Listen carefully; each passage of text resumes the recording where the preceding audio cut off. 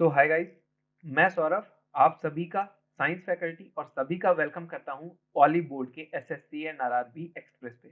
ठीक है, तो जैसे कि अपन बायोलॉजी के 100 बेस्ट एमसीक्यूज डिस्कस कर रहे थे, जिसका फर्स्ट पार्ट आप देख चुके थे 1 to 25 क्वेश्चन तक। आज अपन आगे के 25 क्वेश्चंस देखेंगे, जिसपे हम बहुत ही इंपॉर्टेंट क्वेश्चंस बायोलॉजी के latest exam point of view से डिस्कस करेंगे। ठीक है, तो थोड़ा उनके बारे में जानेंगे और हल्का बहुत जो भी उसमें इंफॉर्मेशन आपको मैं दे पाऊंगा तो वो सारी चीजें इस वीडियो में मैं उनको एक्सप्लेन कर दूंगा। तो ये आपका बायोलॉजी के बेस्ट 100 एमसीक्यूज का पार्ट 2 है, and part 3 and part 4 25 questions के अगले पार्ट आपको आगे के लेक्चर्स में मिलेंगे। ठीक है, फिर आपका पूरे 4 लेक्चर्स में बायोलॉजी के बेस्ट 100 इंपॉर्टेंट एमसीक्यूज वहां पे कवर हो जाएगा। ऑलराइट, चलिए, तो सभी का वेलकम है क्लास में। अब वीडियो को पूरी शुरू से लास्ट तक जरूर देखिएगा, क्योंकि बहुत अच्छे क्वेश्चंस हैं और बहुत सारी इंफॉर्मेशन यहाँ पे आपको मिलेगी और बहुत कुछ आप यहाँ पे सीखोगे। ओके गाइस, चलिए तो लेक्चर को अपने स्टार्ट करते हैं। MCQ questions, 100 best MCQ questions biology miscellaneous questions part 2। ठीक है, ये आज का अपना टॉपिक रहेगा। तो फर्स्ट क्वेश्चन है आपकी स्क्रीन के सामने, सभी लोग देखेंगे और इसका आंसर करेंगे। साथ साथ आप लोग खुद भी आंसर अपने आप में करते जाना तुरंत से, मेरे बताने से पहले भी एक अपना आंसर डिसाइड करके रखना कि कौन सा आंसर इस क्वेश्चन का करेक्ट आंसर होगा। Number of which type of WBC is greatest in blood of human. Blood of human, human के मानव के रक्त में डब्ल्यूबीसी किस प्रकार की संख्या सबसे बड़ी है। ठीक है, इयोसिनोफिल्स, बेसोफिल्स, लिम्फोसाइट्स या न्यूट्रोफिल्स, किस तरह का व्हाइट ब्लड सेल्स। ठीक है, किस तरह का white blood cell greatest in number, मतलब सबसे ज्यादा होता है, सबसे ज्यादा मात्रा में पाया जाता है व्हाइट ब्लड सेल, वो कौन से होते हैं? न्यूट्रोफिल्स। न्यूट्रोफिल्स जो आपके ब्लड सेल्स होते हैं, डब्ल्यूबीसीज होते हैं, ये सबसे ज्यादा ग्रेटेस्ट नंबर, सबसे ज्यादा लार्जेस्ट नंबर में, ये ग्रेटेस्ट नंबर में पाए जाते हैं हमारे ब्लड में। Neutrophils is the correct answer. चलो नेक्स्ट क्वेश्चन पे चलते हैं। Cerebrum is located in the part of brain. Cerebrum मस्तिष्क के किस भाग में स्थित होता है? Cerebrum is located in which part of the brain. Basically आपका क्वेश्चन है lower side, extension of the brain, four front या नन ऑफ दीज, नीचे की तरफ ब्रेन पे या आपका एक्सटेंशन ऑफ द ब्रेन पे। ठीक है, मतलब लगभग पीछे के हिस्से की बात कर रहा है, जो आपका ब्रेन का पिछला हिस्सा होता है, एक्सटेंशन पीछे का भाग, और फोर फ्रंट या आगे की तरफ। ठीक है, फोर फ्रंट जो आपका सामने वाला पार्ट होता है, वो वाला पार्ट, या नन ऑफ दिस। तो आंसर क्या हो जाएगा? Four front. जो सेरिब्रम होता है वो कहाँ होता है? आपका फोर फ्रंट, आगे के हिस्से में होता है। ठीक है, और इसको और क्या कहते हैं? आप इसको और क्या कहते हैं? इसी को, सेरिब्रम को ही भी और क्या बोला जाता है गाइस? सभी लोग इसको बताएंगे। इसी को आप क्या कहते हो? आपका फोर ब्रेन भी कहते हो। क्या कहते हो आप इसको? फोर ब्रेन भी कहते हो। ठीक है, इसी को आप क्या कहते हो? फोर ब्रेन भी कहते हो। ठीक है, और सेरिब्रम दो पार्ट में डिवाइड होता है, ये भी मैं आपको बता दूं। जो हमारा सेरिब्रम होता है गाइस, वो दो हेमिस्फेयर्स में डिवाइड होता है, लेफ्ट हेमिस्फेयर और राइट हेमिस्फेयर पे डिवाइड होता है। लेफ्ट हमारे राइट हेमिस्फीयर हमारे लेफ्ट बॉडी के मूवमेंट को देखता है, और लेफ्ट हेमिस्फीयर हमारे राइट बॉडी के मूवमेंट को मैनेज करता है। ठीक है, और ये सेरिब्रम, सेरिब्रम क्या है? सबसे लार्जेस्ट पार्ट होता है ब्रेन का। सेरिब्रम जो होता है लार्जेस्ट पार्ट, ये हमारी ब्रेन का होता है। ठीक है, और ये फोर फ्रंट मतलब सबसे आगे के पार्ट में होता है। ठीक है, सबसे आगे वाला पार्ट लगभग मस्तिष्क का ये वाला पार्ट। फिर पीछे क्या होता है? आपका मिड ब्रेन होता है, और नीचे क्या होता है? आपका हिंड ब्रेन होता है। तो जो ये आगे वाला पार्ट है, ये होता है सेरिब्रम। नेक्स्ट मूव करते हैं थर्ड क्वेश्चन पे कि in human body body lymphocytes are formed in. मानव शरीर में लिम्फोसाइट्स का निर्माण कहाँ पे होता है?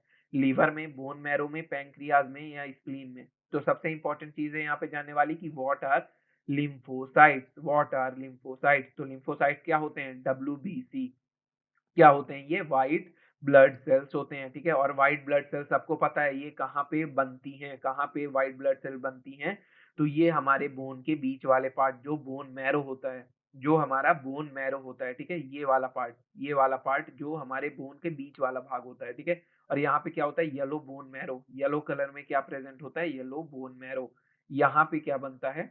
यहाँ पे क्या बनता है? हमारा डब्ल्यूबीसी। क्या बनता है यहाँ पे? डब्ल्यूबीसी या लिम्फोसाइट क्या बनता है? Bone marrow. तो बी ऑप्शन आपका करेक्ट आंसर हो जाएगा। बी ऑप्शन यहाँ पे आपका करेक्ट आंसर हो जाएगा। ठीक है, नेक्स्ट मूव करते हैं फोर्थ क्वेश्चन पे कि purification of blood takes place in which organ of the human body. ठीक है, रक्त का शुद्धिकरण मानव शरीर के किस अंग में होता है? रक्त का शुद्धिकरण मानव शरीर के किस अंग में होता है? Purification of blood take place in which organ of human body? Lungs में, हार्ट में, किडनी में या लीवर में? तो कहाँ पे होता है गाइस ब्लड का प्योरिफिकेशन हमारे लंग्स में होता है। कहाँ होता है? ब्लड का प्योरिफिकेशन लंग्स पे होता है। ठीक है, तो सब लोग इस चीज को याद रखेंगे कि लंग्स आपका करेक्ट आंसर यहाँ पे हो जाएगा। ठीक है, purification of blood takes place in lungs. ठीक है, largest part of the human brain, मैंने अभी अभी बताया था ये क्वेश्चन में, largest part of the human brain का लार्जेस्ट पार्ट कौन सा होता है? वो होता है आपका सेरिब्रम। सेरिब्रम, ठीक है, सेरिब्रम। बेसिकली आपका जो ब्रेन होता है वो 3 पार्ट में डिवाइड होता है। सेरिब्रम उसमें लार्जेस्ट पार्ट होता है, ठीक है, लार्जेस्ट पार्ट होता है सेरिब्रम। फिर सेरिबेलम होता है जिसी को मिड ब्रेन भी बोलते हैं, इसी को मिड ब्रेन भी बोलते हैं। ठीक है, सेरिब्रम सेरिबेलम इसी को क्या बोलते हैं? Mid brain. और फिर क्या होता है आपका हिंड ब्रेन। हिंड ब्रेन को और क्या बोला जाता है? मेडुला। ठीक है, इसको और क्या बोला जाता है? Medulla oblongata. ठीक है, तो ये सेरिब्रम, सेरिबेलम और हिंड ब्रेन ये क्या होते हैं? आपने ब्रेन को 3 पार्ट में कैटेगराइज किया गया है। ब्रेन के 3 पार्ट होते हैं और इसमें से लार्जेस्ट कौन सा होता है गाइस? आपका सेरिब्रम इसमें से लार्जेस्ट पार्ट होता है। ठीक है, तो ये भी याद रखेंगे। ठीक है, चलिए, और अपने सेरिब्रम को मेडुला से या हिंड ब्रेन से कौन सा ब्रेन जोड़ता है? Mid brain. ठीक है, मिड ब्रेन एक तरह से बीच में होता है और ये कनेक्ट करता है सेरिब्रम को हमारे मेडुला से। ठीक है, सेरिब्रम को ब्रेन स्टेम से या मेडुला से कनेक्ट करता है। ठीक है, चलिए बहुत बढ़िया। 6 क्वेश्चन पे अपने मूव करते हैं और 6 क्वेश्चन का सभी लोग आंसर करने की कोशिश करेंगे कि branch of biology in which we study about relationship between living and their environment, जीव विज्ञान की शाखा जिसमें हम जीवित जीवों और उनके पर्यावरण के बीच संबंधों में अध्ययन करते हैं। तो फिजियोलॉजी, जेनेटिक्स, इकोलॉजी या जियोलॉजी, ऐसी कौन सी ब्रांच ऑफ बायोलॉजी है जिसमें हम क्या करते हैं? लिविंग ऑर्गेनिजम्स जो हैं और उनके इन्वायरमेंट, जैसे कि कोई जंगल में रहने वाला कोई जानवर है, कोई वहां पे लिविंग ऑर्गेनिज्म है, तो वो आसपास के पहाड़ से, आसपास में बहने वाली नदी, वहाँ के पानी, उनके साथ उनका रिलेशनशिप कैसा है, आसपास के जीव जंतुओं से उनका रिलेशनशिप कैसा है, तो उन सारे के जो स्टडी है, जो ब्रांच ऑफ बायोलॉजी है, जो इन सब के पीछे स्टडी करता है, उसे क्या कहते हैं? उसे कहते हैं इकोलॉजी। ठीक है, branch of biology in which we study about relationship between living and their environment is ecology. So C option is the correct answer. All right, next move to 7th question. Which one among the following is the sweetest natural sugar? Which one among the following is the sweetest natural sugar? निम्नलिखित में से कौन सी सबसे मीठी प्राकृतिक शर्करा होती है? ठीक है, तो सबसे प्राकृतिक मीठी शर्करा होती है glucose, fructose, lactose and sucrose. ठीक है, ये क्या होती है? स्वीटेस्ट नेचुरल शुगर कौन सी होती है गाइस? फ्रक्टोज होती है, सबको पता होगा। स्वीटेस्ट नेचुरल शुगर क्या होती है? फ्रक्टोज होती है। ठीक है, बहुत ही फेमस और बहुत ही इंपॉर्टेंट क्वेश्चन है। Fructose is the sweetest natural sugar, sweetest natural sugar. ठीक है, चलिए, तो 8th क्वेश्चन अपना देखते हैं आगे कि 8th क्वेश्चन हमारा क्या है कि which one of the following anti microbial drug is suitable for the treatment of both tuberculosis and leprosy? तापेदिक और कुष्ठ रोग दोनों के उपचार के लिए निम्नलिखित में से कौन सा रोगाणुरोधी दवा उपयुक्त है? ठीक है, isoniazid, P amino salicylic acid, streptomycin या राइफामापाइसिन। ठीक है, राइफामापाइसिन या आइसोनियाजिड। तो बेसिकली जो आइसोनियाजिड होती है, ये भी और ये भी और ये भी, ये सारे क्या हैं? एंटी माइक्रोबियल ड्रग्स हैं। क्या हैं ये? एंटी माइक्रोबियल, चारों की चारों आपकी एंटी माइक्रोबियल ड्रग्स हैं। ठीक है, मतलब कि ये क्या करते हैं? ये आपका क्या करते हैं? एंटी माइक्रोबियल ड्रग्स, ये बैक्टीरियल डिसीजेस को दूर करते हैं। ठीक है, anti microbial drugs bacterial diseases को। लेकिन स्टार्टिंग के 3, ठीक है, isoniazid, P amino salicylic acid and streptomycin, ये ऐसी एंटी माइक्रोबियल ड्रग हैं जो सिर्फ किसके लिए काम आती हैं गाइस? ट्यूबरक्लोसिस को ठीक करने के लिए, ट्यूबरक्लोसिस को ठीक करने के लिए। लेकिन आंसर क्या होगा आपका? राइफामाइसिन, राइफम पाइसिन, जो डी ऑप्शन है, ये आपका ट्यूबरक्लोसिस तो ठीक ही करता है, ट्यूबरक्लोसिस तो आपकी ठीक ही करता है, साथ में और क्या ठीक करता है? आपका लेप्रेसी डिसीज, कुष्ठ रोग जिसे कहते हैं, लेप्रेसी डिसीज। तो दोनों के लिए ये एंटीबायोटिक सारी क्या है? आपकी एंटीबायोटिक्स हैं, सारी क्या है? आपकी एंटीबायोटिक्स हैं। ठीक है, तो 3 एंटीबायोटिक्स किसके काम में आती हैं? आपके टीबी को ठीक करने के काम आती है, लेकिन जो आपकी राइफाम्पाइसिन है, ये ट्यूबरक्लोसिस और लेप्रेसी दोनों को ही ठीक करने में काम आती है। नेक्स्ट अपना देखेंगे 9th क्वेश्चन कि endoscopy a technique used to explore the stomach और other inner parts of the body is based on the phenomena of endoscopy. पेट या शरीर के अन्य अंदरूनी हिस्सों का पता लगाने के लिए इस्तेमाल की जाने वाली तकनीक किस घटना पर आधारित होती है? Total internal refraction, interference, diffraction या पोलराइजेशन। एंडोस्कोपी टेक्निक बेसिकली किस फेनोमेना पे बेस्ड है ये गाइस? ये है टोटल इंटरनल रिफ्लेक्शन पे बेस्ड है। एंडोस्कोपी किसमें है? पूर्ण आंतरिक परावर्तन। क्या बोलते हैं इसको? पूर्ण आंतरिक परावर्तन। हिंदी में बोलते हैं टोटल इंटरनल रिफ्लेक्शन, पूर्ण आंतरिक परावर्तन। ठीक है, परावर्तन। ठीक है, थोड़ा सा अगर मैं हिंदी गलत लिख रहा हूं तो कोई नहीं, माफ कीजिएगा। पूर्ण आंतरिक परावर्तन इसको बोला जाता है। ठीक है, चलो बहुत बढ़िया। 9th क्वेश्चन हो गया अपना। 10th क्वेश्चन पे मूव करते हैं। 10th क्वेश्चन क्या बोल रहा है कि द डेफिशिएंसी ऑफ नियासिन, ठीक है, नियासिन एक विटामिन है, vitamin of B complex group causes the disease. ठीक है, नियासिन। तो सबसे इंपॉर्टेंट चीज है कि नियासिन, पहली बात को किस विटामिन बी का, विटामिन बी 6 टाइप्स की होती है। विटामिन बी हमारी कितने टाइप की होती है गाइस? 6 टाइप्स की होती है। तो किस विटामिन का केमिकल नेम नियासिन होता है? सबसे इंपॉर्टेंट चीज तो पहले आपको ये पता होनी चाहिए। तो कौन से विटामिन बी का ग्रुप होता है ऐसा? Vitamin B three. Vitamin B three जो होती है उसका केमिकल नेम है नियासिन। ठीक है, तो वो बोल रहा है कि the deficiency of vitamin B three complex group causes the disease.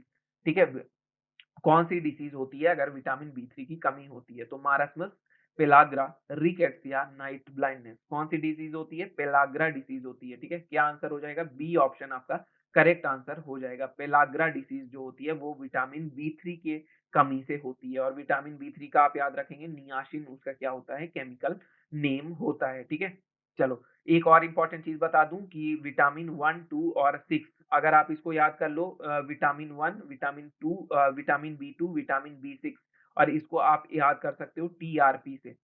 TRP से तो आप कह लो कि 126 टीआरपी है, 126 टीआरपी है किसी चैनल की। तो T for tocopherol, R for riboflavin, P for pyridoxine. ठीक है, तो vitamin B six, vitamin B two और विटामिन बी वन का भी आपको नाम याद हो जाएगा, टोकोफेरॉल, राइबोफ्लेविन एंड पीरिडॉक्सिन। क्या हो जाएगा? Tocopherol, riboflavin, riboflavin and pyridoxine, pyridoxine. ठीक है, सभी को क्लियर हुआ? चलो वेरी गुड। नेक्स्ट मूव करते हैं 11th क्वेश्चन पे अपने कि which of the following increases the rate of heart beat. निम्नलिखित में से कौन दिल की धड़कन को बढ़ाता है? निम्नलिखित में से कौन दिल की धड़कन को बढ़ाता है? Peripheral nerve, sympathetic nerves, parasympathetic nerve या क्रेनियल नर्व? कौन अपने हार्ट बीट को बढ़ाता है? हार्ट बीट को कौन तेज करता है? तो बेसिकली जो हार्ट रेट है वो कंट्रोल होता है दो branch of nervous system, nervous system की दो ब्रांचेस से।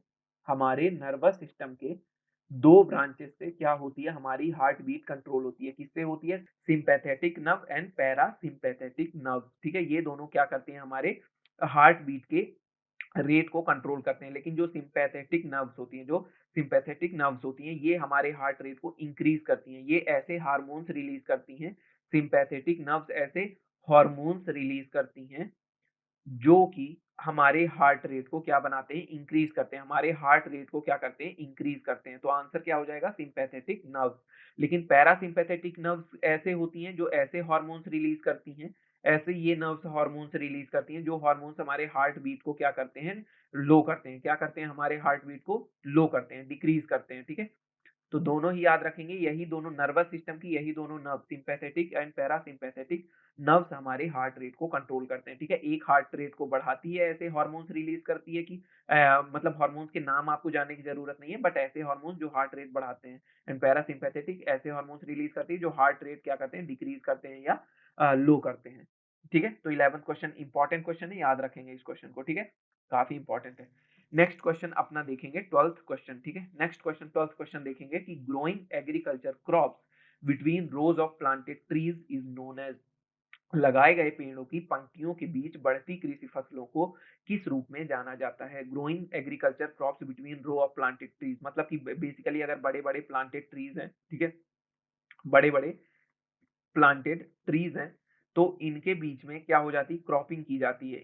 ये जैसे प्लांटेड ट्रीज हैं इस तरह से, ठीक है, एकदम ऐसे लाइनिंग में, तो इनके बीच में क्या किया जाता है गाइस, इनके बीच में जो प्लेस होता है यहाँ पे क्या किया जाता है, क्रॉपिंग की जाती है, ठीक है, यहाँ पे फसल उगाई जाती है, क्रॉपिंग की जाती है, ठीक है। तो इस तरह की क्रॉपिंग को, ठीक है, इस growing agriculture crop between rows of planted trees is known as, क्या कहते हैं, सोशल फॉरेस्ट्री, झूम, या टोंगिया सिस्टम, टोंगिया सिस्टम या एर्गो फॉरेस्ट्री, टोंगिया सिस्टम, एर्गो फॉरेस्ट्री, झूम या सोशल फॉरेस्ट्री। तो क्या आंसर हो जाएगा आपका सी ऑप्शन, टोंगिया फॉरेस्ट्री इसको कहते हैं, टोंगिया सिस्टम इसको कहा जाता है, टोंगिया सिस्टम, ठीक है।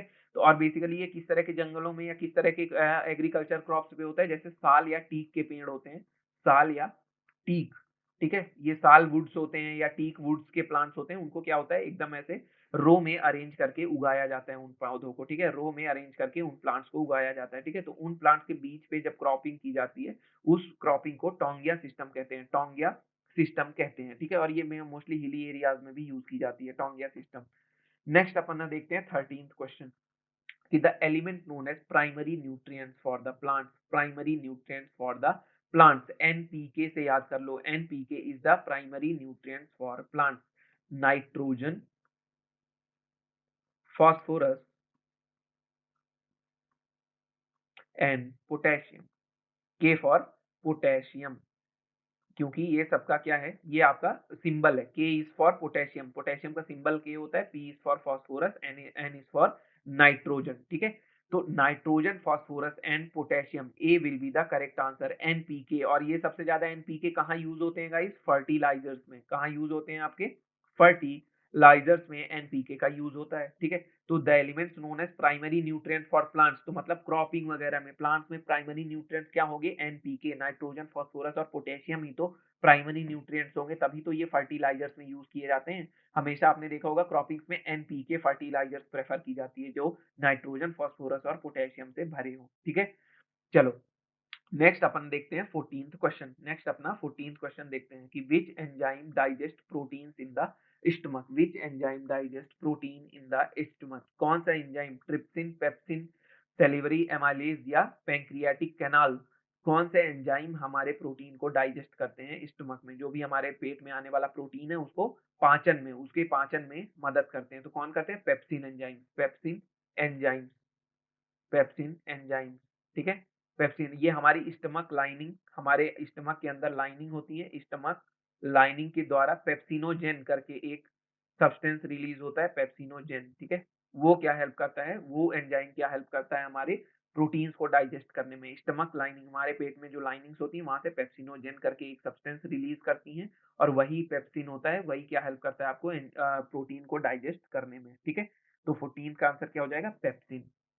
नेक्स्ट अपन देखते हैं 15th question, pneumonia is a bacterial disease caused by the type of bacteria called, pneumonia जो होता है एक क्या है आपका जीवाणु रोग है, जीवाणु मतलब बैक्टीरियल डिसीज है, और ये किस बैक्टीरियल डिसीज से होता है guys, streptococcus, streptococcus pneumoniae, streptococcus pneumoniae, ठीक है, निमोनियाई, स्ट्रेप्टोकोकस निमोनियाई बैक्टीरिया से आपको क्या होता है, निमोनिया होता है। तो स्ट्रेप्टोकोकस, आप क्या देख रहे हो यहाँ पे, क्या आ रहा है गाइस, कोकस आ रहा है, क्या आ रहा है यहाँ पे, कोकस। तो कोकी, कोकी इसको शॉर्ट में बोला जाता है, क्या बोला जाता है इसको, कोकी, ठीक है। Pneumonia is a bacterial disease causes which type of bacteria, cocci bacteria, streptococcus pneumoniae, streptococcus pneumoniae bacteria का नाम है, ठीक है। इसको शॉर्ट में क्या बोला जाता है, कोकी।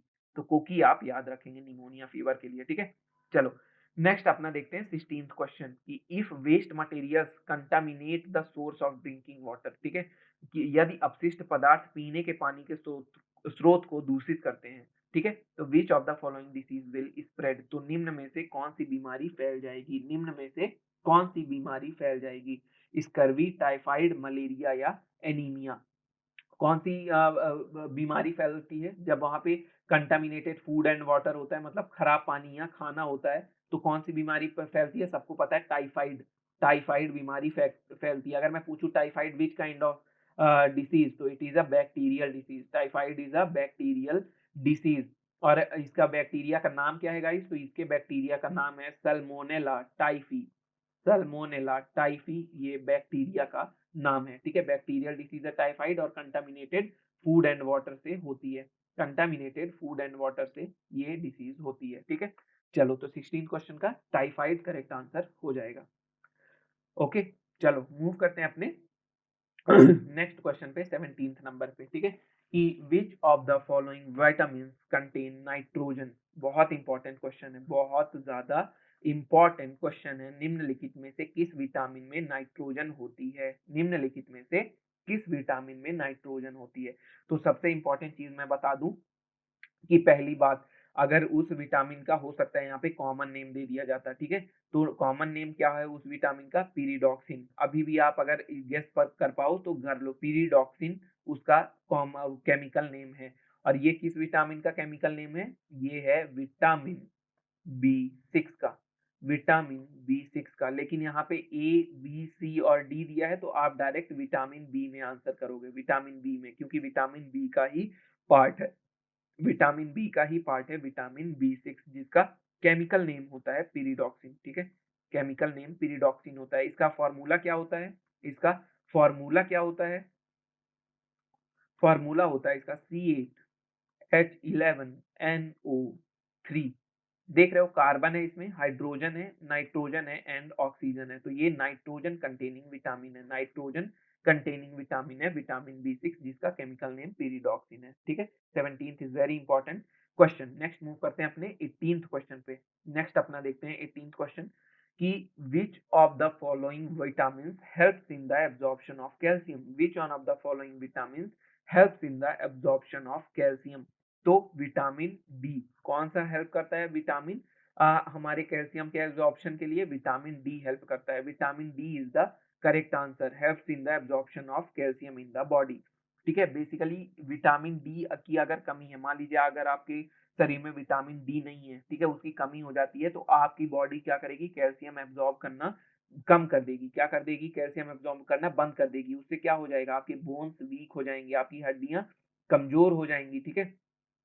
और आपको क्या हो जाएगा, आपको जैसे कि बोन्स या आपके टीथ वगैरह, ठीक है, जहां भी आपको स्ट्रांग होने की जरूरत होगी, जहां पे भी विटामिन कैल्शियम की कमी होगी, कहाँ कहाँ आपके टीथ में कैल्शियम की कमी होगी, आपके बोन्स में कैल्शियम की कमी होगी। तो ये जो भी डेफिशिएंसी कैल्शियम की कमी के कारण आते हैं, वो सारी चीजें आपको होना शुरू हो जाएंगी विटामिन डी की अगर कमी होगी तो। अगर विटामिन डी नहीं है तो आपकी बॉडी एब्जॉर्ब ही नहीं कर सकती कैल्शियम, वो एब्जॉर्ब ही नहीं कर सकती, ठीक है। तो बेसिकली विटामिन डी और किसमें हेल्प करता है, इंटेस्टाइन जो होती हैं, इंटेस्टाइन्स जो होती हैं हमारे शरीर में, तो उन इंटेस्टाइन को जो हमारे फूड से जो हम खाते हैं, जो फूड हम क्या करते हैं खाते हैं, उस फूड को से जो मिलने वाला कैल्शियम है, उस फूड से जो मिलने वाला कैल्शियम है बेसिकली उसको हेल्प करने, इंटेस्टाइन द्वारा उन कैल्शियम को एब्जॉर्ब करने में, इंटेस्टाइन द्वारा उन कैल्शियम को एब्जॉर्ब करने में हेल्प करता है विटामिन डी, ठीक है। तो अगर मैं इसको बोलूं कि help intestine to absorb calcium from the food we eat and helps to build strong bones, ठीक है, वो मैंने पहले ही बताया, ठीक है। बिकॉज कैल्शियम और टीथ या बोन्स में हमारे कैल्शियम की आवश्यकता होती है, तो ऑब्वियसली ये हमारे बोन्स और टीथ को स्ट्रॉन्ग बनाएंगे, ठीक है। चलो नेक्स्ट मूव करते हैं 19th क्वेश्चन पे। Cod liver oil from fish is rich in which vitamin, मछली से कॉड लीवर तेल किस विटामिन में समृद्ध है, मछली से कॉड लीवर तेल किस विटामिन में समृद्ध है। ए ऑप्शन है विटामिन ए, बी ऑप्शन है विटामिन डी, सी है vitamin C and D is vitamin B. Cod liver oil from fish is rich in which vitamin. तो बेसिकली अभी जिस विटामिन की बात किए थे वही करेक्ट आंसर हो जाएगा, विटामिन डी आपका करेक्ट आंसर हो जाएगा, कॉड लीवर ऑयल, ठीक है। मछली होती है बेसिकली, कॉड फिश होती है, उसके कॉड लिवर ऑयल, वहां से जो तेल निकलता है उसे कहते हैं कॉड लिवर ऑयल। वो कौन सा रिच सोर्स होता है, विटामिन डी का वो रिच सोर्स होता है, ठीक है। तो 19 का B option is the correct answer. चलो नेक्स्ट मूव करते हैं 20th क्वेश्चन में। Which organ of human body secretes insulin, मानव शरीर का कौन सा अंग इंसुलिन रिलीज करता है, ठीक है। तो पैंक्रियाज, किडनी, गाल ब्लैडर या liver, pancreas, kidney, gall bladder या लीवर। तो सबसे आंसर क्या हो जाएगा इसका, ए ऑप्शन पैंक्रियाज ऑप्शन हो जाएगा। और ये क्या है, largest gland in the human body, ठीक है, largest gland in human body. Pancreas क्या होती है, ग्लैंड है एक, और ये largest gland in human body. यही क्या रिलीज करती है, कौन सा हार्मोन रिलीज करती है? इंसुलिन। क्या रिलीज करती है ये? इंसुलिन रिलीज करती है। और ये होता कहाँ पे, यूज क्या होता है इंसुलिन का? मेटाबॉलिज्म मेंटेन करने के लिए एंड एनर्जी यूटिलाइजेशन मतलब बेसिकली स्पेशली ग्लूकोज से मिलने वाली एनर्जी, स्पेशली ग्लूकोज से मिलने वाली जो एनर्जी है उसको यूटिलाइज करने में हेल्प क्या करता है? इंसुलिन हार्मोन हेल्प करता है। और हमारे बॉडी के मेटाबॉलिक फंक्शन, मेटाबॉलिज्म में भी हेल्प करता है। बेसिकली क्या हेल्प करता है ये? कि हमारे बॉडी के शुगर लेवल को मेंटेन करने के लिए, है ना। टू, मैं यहाँ पे लिखूं अगर तो, एक second guys, to maintain to maintain sugar level sugar level of our body, ठीक है। कि आपका शुगर लेवल ना ही बहुत ज्यादा हाई हो, ना ही बहुत ज्यादा लो हो। ये सारी चीजें कौन मेंटेन करता है? इंसुलिन। और इंसुलिन रिलीज कौन करता है? पैंक्रियास। तो एक ही देख रहे हो, एक क्वेश्चन में यहाँ पे गाइस अगर आप देख पाओ तो 3-4 तरह के क्वेश्चन बन रहे हैं। एक ही क्वेश्चन में यहाँ पे डिफरेंट डिफरेंट 4-5 तरीके का क्वेश्चन बन रहे हैं, ठीक है। तो इन सारी चीजों को याद रखेंगे, इसीलिए मैं एक ही क्वेश्चन में काफी इंफॉर्मेशन आपको प्रोवाइड कराता हूँ, जिससे कि आप रिलेट कर पाए चीजों को और आपको ज्यादा देर तक चीजें याद रहें, ठीक है। चलो नेक्स्ट देखते हैं 21st question. Which of the following green house gases has the greatest heat trapping ability? Which of the following green house gases has the greatest heat trapping ability? निम्नलिखित में से किस ग्रीन हाउस गैस में सबसे बड़ी ऊष्मा फंसाने की क्षमता होती है? तो बेसिकली ये सारी क्या है? ग्रीन हाउस गैसेज हैं। सारे ही क्या हैं? ये ग्रीन हाउस गैसेज हैं, ठीक है। और जो ग्रीन हाउस गैसेज होती हैं वो क्या करती हैं? हीट ट्रैप करती हैं, मतलब अपने अंदर हीट ट्रैप करती हैं, हीट को फंसाती हैं, ऊष्मा को क्या करती हैं? फंसाती हैं। क्या करती हैं ये? ऊष्मा को फंसाती हैं, ठीक है। इसी कारण से क्या होता है? हम ग्लोबल वार्मिंग होता है। इसी कारण से क्या होता है? ग्लोबल वार्मिंग मतलब हमारा पृथ्वी का टेम्परेचर क्या होता है? बढ़ता है, क्योंकि ये हीट ट्रैप करते हैं। ऊष्मा को क्या करते हैं? ऊष्मा को बंद करते हैं, ट्रैप करते हैं। तो उसी के कारण ग्लोबल वार्मिंग होता है। तो ये सारी जो गैसेज हैं ये ग्रीन हाउस गैसेज हैं। Chlorofluorocarbon, methane, carbon dioxide, nitrous oxide, सब क्या है? ग्रीन हाउस गैसेज हैं। लेकिन इनमें से सबसे ज्यादा किसकी हीट ट्रैपिंग कैपेसिटी होती है? Which of the following green house gases has the greatest heat trapping capacity? तो answer is the chlorofluorocarbon. Answer is A option, chlorofluorocarbon. A option आपका करेक्ट आंसर हो जाएगा। जो सीएफसीज, ठीक है, सीएफसीज बोलते हैं क्लोरोफ्लोरोकार्बन, इनका सबसे ज्यादा क्या होता है? हीट ट्रैपिंग एबिलिटी होती है। नेक्स्ट अपन देखते हैं 22nd question. Which of the following is water soluble vitamin? निम्नलिखित में से कौन सा पानी में घुलनशील विटामिन है? विटामिन ए, सी, के, डी। कौन सा विटामिन पानी में घुलनशील है? तो मैंने बहुत बार ये बताया है कि विटामिन दो कैटेगरी में है, फैट सॉल्युबल विटामिन होते हैं एंड क्या होते हैं? वाटर सॉल्युबल विटामिन होते हैं। Fat soluble and water soluble दो तरह के विटामिन होते हैं। फैट सॉल्युबल बोलते हैं के कीड़ा, के कीड़ा को बोलते हैं। के फॉर विटामिन के, E for vitamin E, D for vitamin D, A for vitamin A, ठीक है। ये सारे विटामिन होते हैं जो फैट सॉल्युबल होते हैं। And vitamin B and C are the water soluble. Vitamin B and C are the water soluble. तो क्या आंसर हो जाएगा आपका? सी। बी ऑप्शन आंसर हो जाएगा, सी, विटामिन सी। बेसिकली ये सिंपल लिखे हुए हैं, ये विटामिन ए इस तरह से होना चाहिए, vitamin C, vitamin A, vitamin K and vitamin D. तो आंसर क्या हो जाएगा? सी ऑप्शन आपका करेक्ट आंसर हो जाएगा। और कीड़ा से आप याद रखेंगे कि विटामिन के, E and D and A R the fat soluble. कीड़ा, ठीक है, कीड़ा, इंसेक्ट, जिसे इंग्लिश में क्या कहते हैं? इंसेक्ट, ठीक है। सभी लोग को ये पता होगा। नेक्स्ट मूव करते हैं 23rd क्वेश्चन पे। 23rd क्वेश्चन पे अपने मूव करते हैं। Blood group was discovered by? Blood group किसके द्वारा खोजा गया था? ब्लड ग्रुप हमारा किसके द्वारा खोजा गया था? Alexander Fleming, William Harvey, Landsteiner या डिकास्टेलो एंड स्टरल? डिकास्टेलो एंड स्टरल किसके द्वारा ब्लड ग्रुप का इन्वेंशन किया गया था? ठीक है। तो सबसे पहले सबको पता है अलेक्जेंडर फ्लेमिंग ने किसका खोज किया था? पेनिसिलिन की। पेनिसिलिन क्या थी? एंटीबायोटिक थी। पहली एंटीबायोटिक पेनिसिलिन, फर्स्ट एंटीबायोटिक का खोज अलेक्जेंडर फ्लेमिंग ने किया था, ठीक है। ठीक है। लैंड स्टीनर इसका करेक्ट आंसर। लैंड स्टीनर ने क्या किया था? आपका ब्लड ग्रुप का खोज किया था, लैंड स्टीनर ने। और इन्होंने किस ब्लड ग्रुप का खोज किया था? ए, बी और ओ ब्लड ग्रुप, ए, बी और ओ ब्लड ग्रुप का, ठीक है। इसीलिए इन्हें बोला जाता है कि ब्लड ग्रुप टोटल बोल दिया जाता है blood group was discovered bye. लेकिन बाद में कुछ टाइम बाद डिकास्टेलो एंड स्टरल ने ए बी ब्लड ग्रुप का खोज किया। डिकास्टेलो एंड स्टरल ने ए बी ब्लड ग्रुप का खोज किया। तो कभी ये भी एग्जाम में आ सकता है कि A B blood group was discovered by, A B blood group was discovered by Decastello and Sturli, and A, B and O blood group was discovered by Karl Landsteiner. Karl Landsteiner, इनका पूरा नाम क्या है? Karl Landsteiner, ठीक है, Karl Landsteiner इनका पूरा नाम है, ठीक है। तो ये चीज याद रखेंगे। नॉर्मल अगर पूछे ब्लड ग्रुप तो लैंडस्टीनर में ही मानना है, लेकिन हो सकता है कभी एग्जाम में ए बी पूछ ले डायरेक्ट कि A B blood group was invented by, तो वहां पे या तो डिकास्टेलो या स्टेरल या दोनों का नाम वहां पे दे सकता है। तो ये याद रखेंगे, ठीक है। थोड़ा सा यहाँ पे एक्सेप्शन है, इन चीजों को अपने दिमाग में अच्छे से रखना है। नेक्स्ट है 24th question, which organ gets affected in Wills disease? Wills रोग में कौन सा अंग प्रभावित होता है? Which one of the following organ is affected by Wills disease? Nose, lungs, heart या किडनी? नोज, लंग्स, हार्ट या किडनी? तो बेसिकली ये क्या है? आपका एक बैक्टीरियल डिसीज है। बेसिकली क्या है? ये बैक्टीरिया से होने वाला एक डिसीज है और बैक्टीरिया का नाम क्या है? लेप्टोस्पिरा। लेप्टोस्पिरा बैक्टीरिया, लेप्टोस्पिरा बैक्टीरिया, ठीक है। विल्स डिसीज एक बैक्टीरियल डिसीज है और उसके बैक्टीरिया का नाम क्या है? लेप्टोस्पिरा बैक्टीरिया उसका नाम है, ठीक है। और ये क्या डैमेज करती है? ये हमारा लीवर डैमेज करती है। लीवर डैमेज, लीवर डैमेज से हमें क्या होता है गाइस? अगर लीवर डैमेज होता है तो हमें जॉइंडिस होता है। क्या होता है? जॉइंडिस होता है लीवर डैमेज के कारण। और क्या होता है?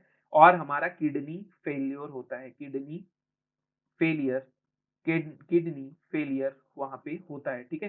तो बेसिकली जो विल्स डिसीज है, जो आपका विल्स डिसीज है, वो किसको अफेक्ट करती है गाइस? किडनी को अफेक्ट करती है। Which organ gets affected by Wills disease?